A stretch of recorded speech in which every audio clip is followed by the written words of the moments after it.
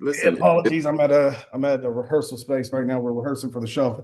listen, don't ever apologize for being fantastic. Everybody, welcome back to Power 97.5 LA, Power B 97.5 Vegas, iHeartRadio.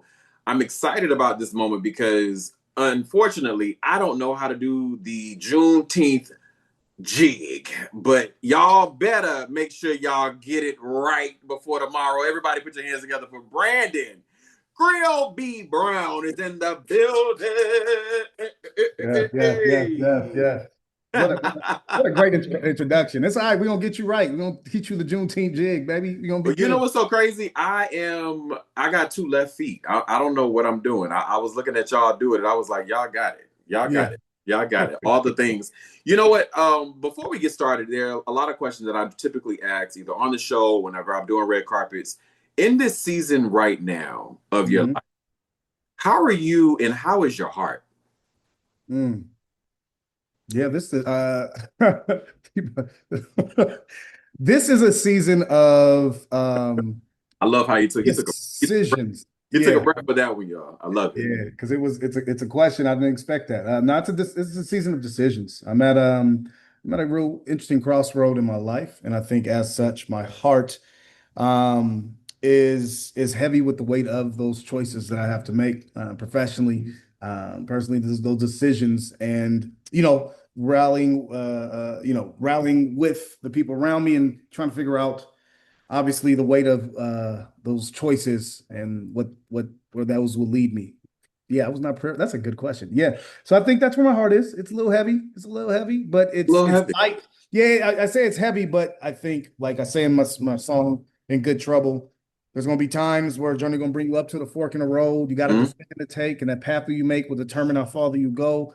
Don't leave it to fate. Heed the words that I say. Let them stick to the heart of your soul. The path that is scary is the one that's going to carry you forward and towards your goal. And I think that's where I'm at. Scary places. I got to make those decisions, and those scary decisions are the ones I got to make. So appreciate that. That's a on the couch moment, Brother Smith. That's the on the couch moment. I always tell everybody, listen, we did an amazing you know what's crazy on a side note, I'm gonna drop a name real quick that Mm, he didn't Carmelo Anthony, basketball player, was like, mm, I asked him, I said, how are you right now? Because we were talking about he dropped a new film mm, in New York last week. And I said, how are you right now and how's your heart? He said, how do I hype my heart?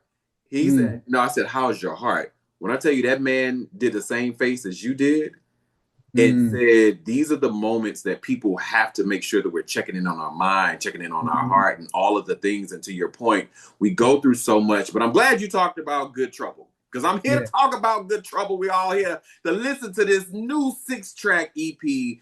And for So, me and the people that listen to your sound, and I love that you did something that you were doing during Black History Month, that I need you to get back mm, on social media doing that, giving the people some knowledge because you were doing yeah. that for a little minute. We appreciate you doing that. But you know, people that listen to your sound, I think that this arrives at a time that when conversations around culture and history and identity are so important. What Mm. does that title mean to you personally, and what message do you hope listeners take away from this amazing body of work of yours?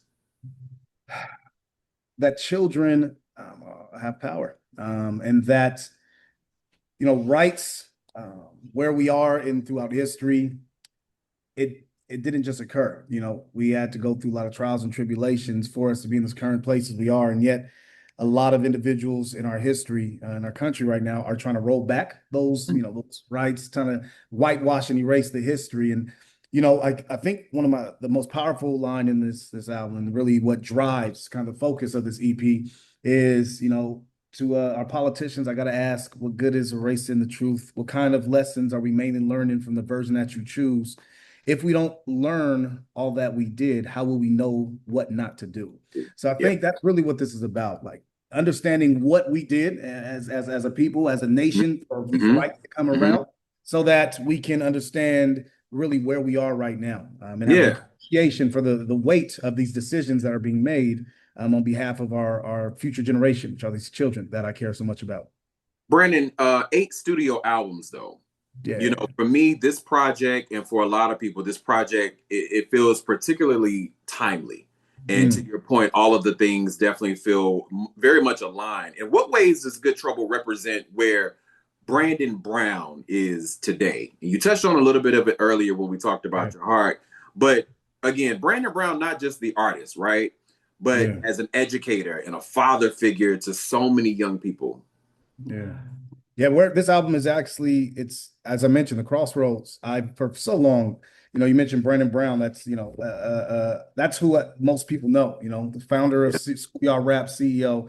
And for so long, had to I've had to be very selective with what lessons I teach Okay. through my music, right? So my company, we do concerts, we do shows, and school districts nationwide. And because of that, because there's a huge need for inclusivity, so that all kids feel like they're learning. Yeah.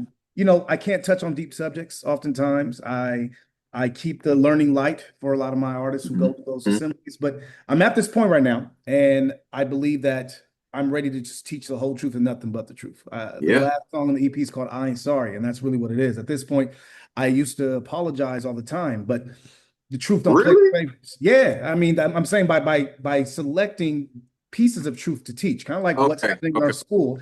It's Yeah. like apologizing for what's happened in the past for everybody in attendance, that everybody feel comfortable. But the truth is, as I said, like the truth don't play no favorites, and we No. have to. I'm at this point now where I just want to teach truth. My company's at a good place. Like they'll still, schoolyard rap, when we go to schools, it's still catered towards Yeah. everybody. But Griot B, as an artist, it's time for me to teach the whole truth because I really think we need it as a country right now. You mentioned that song, but for me, I feel like every song kind of tells a story within this EP. Was there one track on that EP that challenged or kind of transformed you during this entire creative process? Smoke alarm, Yeah. smoke alarm. That is I think one of the best songs I've ever written and created. It stemmed from a song I did years ago during the George Floyd protests, and it was called Mm-hmm. "The Roof," and it was more geared towards adult learners, but the way we flipped it, Mm-hmm. transformed it so that it's very powerful. It teaches a correlation and juxtaposition truly between Reconstruction era and what Mm-hmm. occurred in Reconstruction and the subsequent, communities that Black folks have founded that were burnt down, and to Dr. Martin Luther King's faded statement that he made to Brother Baldwin, that he fears he integrated his people into a burning house. And so Yeah. really looking at Reconstruction and those Jim Crow laws and Black codes, and seeing currently what's happening in many of our states, the Supreme Court decisions, it's a powerful song because the message behind it is powerful. And that is one of those messages that I would have never, do at a school. But it's something that I think is very important. And that's why I put it on this album. What I think is needed and necessary. And for me on my show, we are 300 episodes in season 6. And I think for me, I've interviewed a little bit of everyone from CEOs and writers and entrepreneurs. But I love interviewing people like you because they're stories that sometimes people may not know. And those are the stories that mean the most. But I always like to go back, the origin story, right? You built Schoolyard Rap. Yeah. You built it into a movement that really reaches more than over 1 million students. And I think within that, take us back to the beginning, even just briefly, a snapshot if you can. Take us back to the beginning. What was that moment that made you realize that hip hop could become a vehicle for education and cultural transformation? Yeah, so that's a phenomenal question. It really started. I never wanted to be a rapper. In fact, I think about the first 8 years, 6 years of me actually rapping, I refused to call myself a rapper. I said, no, I'm a teacher. I'm a griot. I'm just teaching. But I started really making a song. It was 2011. I was teaching in Inglewood, California. And one of my students who's listening to a song, he's like, Mr. Brown, you got to take a listen to this. And I listened to it and I said, hey, this is trash. It's garbage. Come on. Basura. And this is the cafeteria. He said, I bet you can do better. And Uh-oh. it was a Saved by the Bell moment. It was like, oh, Yeah. And so I said, I bet, I'm a Q. I'm a football player. I'm a competitive individual. So I'm like, you're not gonna challenge me, child. And I'm not gonna do nothing. Like, Right. hold on. Right. Who you think you are? So no, I went home. I made a song about the Stamp Act, the Quartering Act, this U.S. history class, and my kids loved it. And it wasn't a great song, but by any stretch of the imagination, the production was horrible. I recorded all the iPhone headphones with the old school ones, and it was horrible. But they loved it because I reached them where they were, and Yeah. I allowed myself to be vulnerable in this educational setting. And that's really, it sparked something in me. It was a recognition that I was bored in class a lot as a kid. I got kicked out a lot, and I was repeating and replicating those same style of teaching that was taught to me. And so Yeah. by switching up at that moment, I started wearing costumes in class. I made songs for the kids. We were rapping. Our test scores went up 14% than the year prior on standardized Yeah. testing. So, it was a beautiful moment. And that's why I started making music. And schoolyard rap Mhm. stemmed from that. That was the movement, not schoolhouse rock, but schoolyard rap for this But generation. and I think that's the thing though, right? You got to see the students at where they were at. And I Yep. think that's where a lot of people don't do that. They miss that concept whenever you have students that want to learn, but then sometimes we want to do the things that's very textbook Right. versus actually doing the right thing, which you did. And I love that I call this hip hop as a classroom because that's Mhm. really kind of what you did during Black Music Month. We celebrate hip hop legacies. And in your view, what has been lost when people only see hip hop as entertainment and not as a tool for learning and healing, but for me specifically, identity? Yeah, man. We celebrate, and the kids only have one type of artist, maybe two. Like, it's really just the party, the language, what the kids are listening to in their Yeah. ear, the substance behind it. There used to be KRS-One, the teacher. When I was a little, younger, we had Lupe Fiasco. Even Kanye, had some conscious music, but it was still mainstream. But Yeah. I Yeah. believe that the vast majority of what these kids are listening to today is drill rap. It's about killing each other. It's about Mhm. ingesting for the women. It's about, this, that. It's about getting this before you give that. And it isn't anything truly that is, in my opinion, edifying their soul. Yeah. It's on a different vibration, a different frequency than Can I I. pause you? Can I pause you for a Yeah. second? I want you to remember that thought. I wanted to interrupt you because immediately I went to an event earlier this week and it brought me back to MC Light.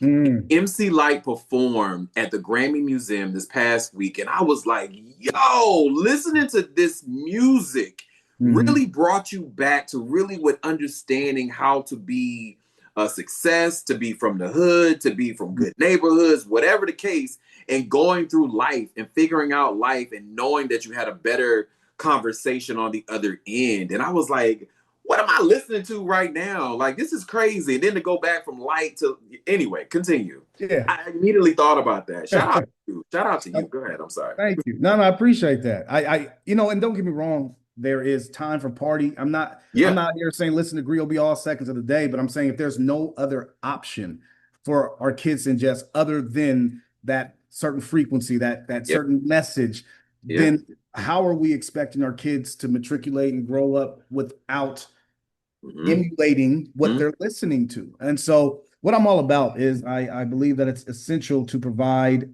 examples of excellence throughout history so that our students can aspire to be that. Like, Maya Angelou said, we know better, you do better. I believe when you see Come better, on. you be better. I want to see themselves as excellence and greatness so that they can achieve that. So that's what this is all about. It's providing a different sound, music that parents can listen to in the car on the way to the school, dropping their Mm-hmm. middle school kids Mm-hmm. off, the elementary kids off, even their high school kids off. And then it sparks discourse and conversation, and that's important. Absolutely. Well, for you, I think about an invitation that was sent to you, and at this moment, I'm like, Brandon, let me get $20 because you just hit NPR, and I was like, this brother is on tour, on the road doing NPR, and I was like, yeah, I need $20 from this man right now. But when you think about that invitation, what did that mean to you personally, and what does it really say about where educational hip hop and purpose-driven music could be headed? I think it'd be headed to the radio, the sound wave, so people hear it. I think having NPR select me was a dream. It come true. Like, I've been watching Tiny Desk for years, and though I wasn't selected, I was one of 20 individuals out of the 6,000 people. I'm the only one that was selected in my genre as well. So that felt amazing that they acknowledged what this movement of schoolyard rap, this Mhm. music, educational is really trying to Yep. do. And, more importantly, they heard that it's not corny, it's not cheesy. This is quality music, and because such, it deserves to be heard. And doing the show was phenomenal. Mind you, I'm in San Francisco, and so the Right. crowd, the crowd ain't melanated much, right? And that's It's fine. not. That's okay. It was cool, but Yeah. they appreciate. So many people come after and just say, "Yo, I really appreciate this. Is amazing. I'm gonna pass this on to my teachers, my friends who have kids." And so that's really what it's about, getting the message out there. Because what I'm trying to do is, in its nature, uplift. Yeah. Because truth is truth, and when delivered in a way adults have never heard it, oftentimes they're Yeah. appreciative that, oh, Yeah. I never knew that. Thanks for teaching At me. all. And so Yeah. that's what's beautiful. I loved NPR Tiny Desk on the road tour. It was a joke. I want to talk about something that people compare you to. And I think I love this because I see a lot of similarities to the Lin-Manuel Miranda. And I think of just Inglewood's answer to that, answer just to the nation alone, right? Yeah. And as you said even earlier, compared to schoolyard rap to, I mean, one of my favorite plays, Hamilton, and when you think of those things, how do you embrace those comparisons while creating something uniquely your own? I would like to first acknowledge that Lin-Manuel Miranda is a phenomenal, just a Phenomenal. genius. I mean, there's something to aspire to be. I'll Yeah. also acknowledge that, my first song I made in class was about 2, 3 years before Hamilton. I just want to throw, no, I'm playing. You're I like, think, I just want to spring yeah, that on the just people. bring that out. I just want No, to, yeah. when you have like an excellent, really culture changing, groundbreaking piece like Hamilton, and you're compared to that, whether I did mine for or not, don't matter. Yeah. It's a beautiful thing because now people, for somebody who is unfamiliar to kind of what educational hip hop is, they Mm. have something to compare it to. And when you're compared to Yes. something great like that, it opens up so many doors. And I aspire, to EGOT one day. I'm just from I'm from Los Angeles, California, View Come Park, on. Crenshaw District. That's not something I ever thought I was. I was a football player. I play, Yeah. but as I'm doing this more and more, I believe that I want Black excellence. I want these stories of multicultural excellence to be highlighted on a scale such as that. So to be Yeah. compared to that is so phenomenal. I just hope that those kind of opportunities can be present itself to me so that I can take advantage of it, so people can see how I can be this generation's, or Mm-hmm. it's Mm-hmm. a different version of Lin-Manuel Miranda, but one that's comparable in skill set to him. Hopefully one day. Yeah. I'm doing something for me personally. It's funny, I'm going off script, but I thought about something that you just said because you mentioned an EGOT, right? Mm. I don't know if in your home, in your office, on your phone, if you have manifested that, versus saying it. But I Yeah. need you to make sure, Brandon, you're writing it down and it is in front of your face. Because again, once we have manifested these things, I remember printing off a photo of Oprah on Forbes, and I was like, say less. I'm going to be a part of Forbes. And last year I was a part of Forbes. And it's one of these things, like, I promise you, the universe listens to us. But talking about the universe, Mm. you are preserving Black history to another level. And I think you're doing something absolutely amazing during Juneteenth. For me and a lot of us in this world, Juneteenth is really about freedom and memory and legacy. How important is music and storytelling really ensuring young people to understand not just what happened in history, but why it also matters today? That's a great question. I mean, you think Juneteenth, you think get-togethers, you think cookouts, you think Yeah. family reunion, you think music, and that connectivity that we do have as a culture, and amongst other cultures that connect us all as a human Mm-hmm. race, is music and dance. And so already that is something that's ingrained into Juneteenth. But secondarily, when you think about just the old days, playing the blues. I mean, I can just Yeah. imagine back in the days, on the plantation, the little time that we did have as leisure on as those Sundays, people praising, singing Mm-hmm. music that connects them, people playing the banjo, Banjo. Congo, Yeah. folk songs, in Louisiana, they had Congo Square where Mm-hmm. all the Black folks, Côte Noir, where people got to spend time. And that Yeah. the Yeah. music is connectivity, it's rhythm, it's vibration, it's movement. And going way back to why my namesake, Griot, is we told stories through music. We taught each other through music. And I think connecting all that together is Juneteenth. It's community. And I'm excited that the song Fresh Out is an opportunity for us to use music to still educate, but also have a heck of a good time for all the kids. I think about your event because it combines entertainment with Mhm. grocery and diaper distribution. Mhm. Why was it important for you to have that celebration and service really go hand in hand? Yeah, celebration and service was key. I grew up in the church, so it's one thing, it's when you have opportunity to bring community together, and I've been blessed with some funds and some collaborations with organizations like Casa Cares and Heart for Us, these nonprofit organizations based out of California. Why not give it to the people? Yeah, Why not provide opportunity for us to celebrate, but also be educated, elevated, and then fulfilled holistically, right? We have so many individuals in this economic time that can appreciate some groceries, can appreciate some produce and diapers, if not for them, but for family members. So why not, yeah. if I have the capability and I have the opportunity to do so, do it for the community that I grew up in. And so that's really what this is about, giving back to the community, and uplifting them at the same time in many ways. So you just dropped the video. I'm a little upset because I ain't in it. I ain't in it, y'all. I ain't in it. But I want You to didn't talk get the about. invite. My bad. I got I you next already one. told you I don't know how to dance. But also you did it in my hometown. You did it in Atlanta. So I'm gonna shout out. I feel like I love heart of Atlanta, and all of the things. But Fresh Out and Mm, Black Joy. I mm, really look at those in alignment with you. Fresh Out featuring Halle, it captures something that we don't always see enough, which is Black Joy, which is yeah. family, which is celebration. Why was it important to center those images in this music video, some of your other projects, but specifically this music video? Yeah, I mean, Black joy is Black liberation, man. And It's Black that it's liberation that is breath Black again. joy. It's that breath again.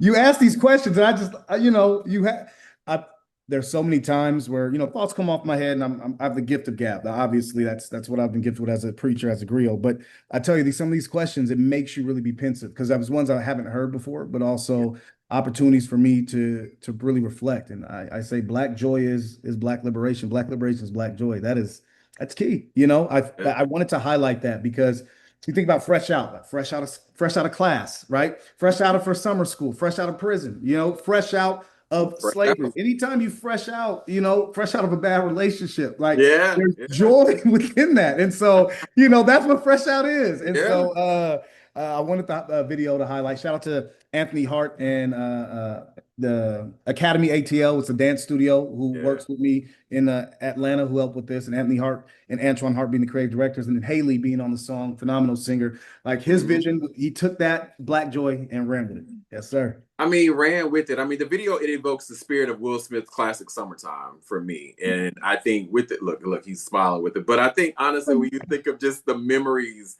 or the experience, kind of inspired with that nostalgic feeling, why do you think joy itself can be an act of resistance?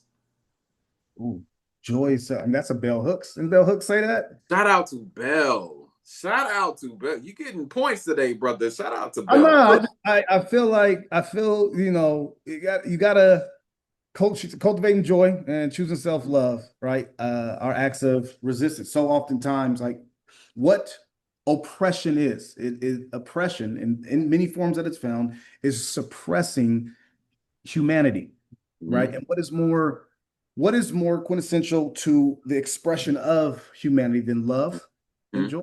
Because yeah, everybody love. I mean, for God so loved, love is exactly the expression of humanity. And so that's really what this is about, man. Every single show, if that like that we do, our assemblies, whatever, we have kids repeat a mantra.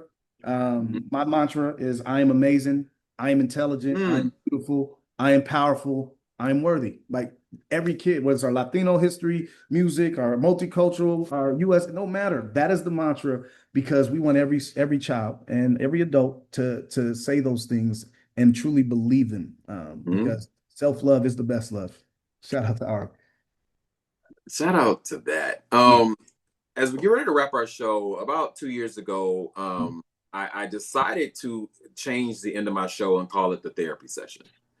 And I feel like we've been having this the entire conversation. Everybody, when I tell you we've had some big names, and I mean they get out of character like, wait, what just happened here? What kind of conversation just happened? But I love this therapy session because it's one of the things that people that know you, family, friends, relationships, all of the things, they get to find out things about you that sometimes maybe you've never talked about. Within the therapy session, I love to just kind of throw a question at you and you just be like, wait, what? So, first one is, what is something you are incredibly passionate about that most people do not know? That most people do not know.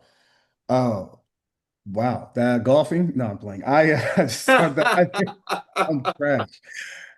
Cooking. A lot of people don't know I'm really passionate about culinary world. I try to go at least every birthday or anniversary of Michelin star restaurants. Over the weekend, I cook often, and whenever people come over, I love to host Okay. and serve the people who visit my dwelling. So yeah, cooking is something I'm very passionate about. And Okay. We had it at the grill house. That's what we're saying. If your life came with a warning label, what would it say?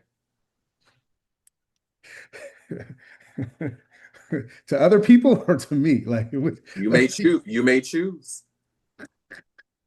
My life came with a warning label.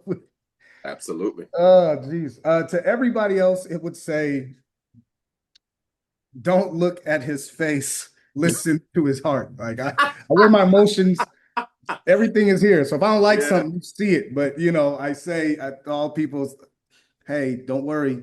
Let me just get past these initial feelings, and then I'll come back with some, I appreciation. promise you. I promise you. I got something really good to say, but just don't judge my face. Don't What judge qualities?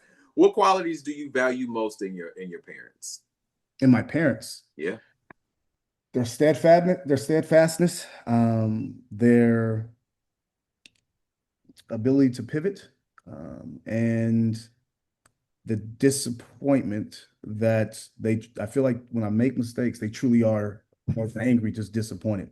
And yeah, I think for some reason I value that because I know they really care about my future and my success. Do you think that your grandparents were able to fulfill their dreams? No, no, I don't. I do not. Unfortunately, they do not. What is a dream or a goal you are actively working towards right now? Um, a Grammy. I think I want to win a Grammy for Best Children's Artist. That's the goal of mine. So I aspire to that. When we think of representation and identity, when young Black students see themselves reflected in history, in music, and in storytelling, what do you want to witness firsthand? A revelation that our story is more than just slavery and segregation, and understanding that the theme of our narrative isn't just overcoming, but Yeah. rather excellence. Looking ahead, what's next for Schoolyard Rap? Schoolyard Rap, as a company, we finish up these summer camps this summer. We have phenomenal district partners, and we are prepping February to go on our first nationwide tour. It's twofold. We have our Black History Show that we're going to be presenting this tomorrow on Juneteenth. We're taking that nationwide. We got Atlanta, Dallas, Houston, trying to Buffalo, New York, Detroit, and trying to find some district partners in between that'd be interested. And really excited for that because that's the first of its kind nationwide. So Last two questions. Tomorrow, Juneteenth, what do you want people to take away? First, tell the people what's happening tomorrow and what do you want people to take away from tomorrow's heartbeat of just the entire day? the Juneteenth celebration with Griot B and Schoolyard Rap tomorrow is going to be an event in Culver City, California, whereas we provide a free show for the community as well as giveaways, diapers, groceries for individuals. As they leave, I hope that they take away this phrase, that boy good, because I want them to know that, yeah, I'm good. No, all jokes aside, I think the number one phrase I love when people say is, I wish I had this as a kid. Mm, And if the adults, like when they say that to me, it fills me and it brings me joy. you're And the like, other one is, I'm praying for you, baby. I'm gonna keep praying for you. come So on. if at the end of this, if I get people so much in my corner that they're willing to take some time out to pray for me, and then secondarily appreciate the power message Mm. and they had it as a kid, I feel like we did our job. Yes, sir. Brandon Griot B. Brown. Yes, sir. Um, 6-track EP, Good Trouble. You've used your music as a tool to build confidence and empower youth. You're growing demand for positive educational content throughout the world. You've balanced roles for different artists and become an educator, an entrepreneur, and a founder of Schoolyard Rap. You're headlining and hosting tomorrow's absolutely amazing Juneteenth celebration and community care activation at Culver City, California. My last question that I always ask everybody, and I absolutely love this question. Brandon, what do you want your legacy to be? I would love, that's a great question.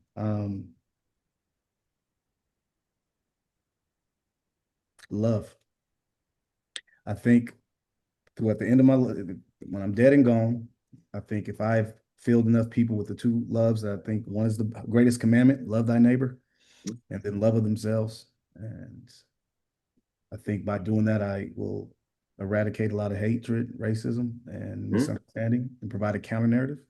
Yeah, if at the end of this, love is how people feel when they think about what I've done my job.